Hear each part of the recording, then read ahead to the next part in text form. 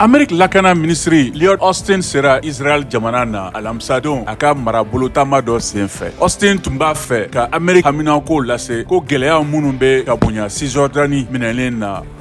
Amerik jamana ye yamaruya sɔrɔ arabadon ka Boeing 737 pankuru minɛ min tun bɛ Risi taji tɔnba Rosneft bolo ka da a kan. A ye jagokɛlaw ka jagokow kɔlɔsili ni sankɔrɔtali tiɲɛni kɛ Risi jamana kan.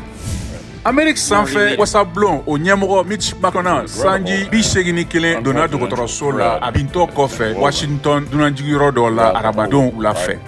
Californie mara ka daminɛtɔn Relativity Space ka masini Kotri D70 rocket gɛlɛden ko boli daminɛ bolodalen dabilala arabadon. CSA Corporation ka doni terrain dɔ bɔra sira kan arabadon a kɛlen kɔ ka farakun dɔ gosi West Virginia mara la.